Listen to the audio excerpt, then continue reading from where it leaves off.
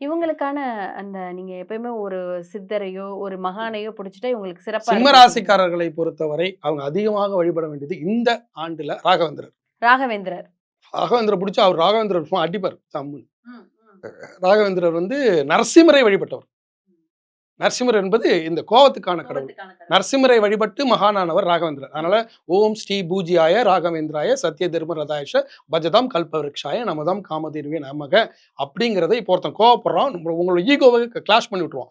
டேய், என்னடா நம்மளா எவ்வளவு பெரிய ஆளு இவன் போய் இப்படி பண்றான் அப்படின்னு அப்ப அவனோட ஒண்ணுமே சொல்ல முடியாது.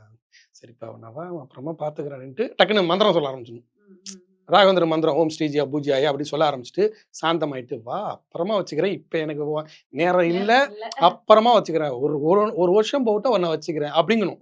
அப்படி போனா மட்டும்தான் இந்த ஆண்டை கடக்க முடியும். அதை விட்டுட்டு நீ என்னடா அப்படி பண்ண நீ என்னடா அப்படி பண்ணு எமோஷன் நானே மாட்டிக்குவேன். ஒண்ணுல ஒரு காவல்துறை அதிகாரியா இருப்பார். தன்னோட அதிகாரத்தை பயன்படுத்தும் போது தப்பான இடத்துல அது அப்ளை ஆகி சிறைவாசமே போயிடுவாங்க. ம். அந்த அளவுக்கு கொண்டு போய் விடுவார். ஒரு ஆசிரியர் பணியாக இருப்பார். ஒரு பெண்ணை வந்து ஒரு ஒரு மாணவி அடிப்பாங்க. அப்ப வந்து நீ பாலியல் தீண்டல் வந்துட்ட அப்படின்னு சொல்லி ஒரு தப்பான ஒரு போக்சோ சட்டம் அந்த மாதிரி உள்ள போயிடும். அப்ப நீங்க என்ன பண்ணணும்னா அதிகாரத்தை இந்த நேரத்துல காமிச்சீங்கன்னா அதன் மூலியமாக அதிகார தண்டனைக்கு ஆளாகப்பட்டு இருக்கும். அதுதான் இங்க மெயின்.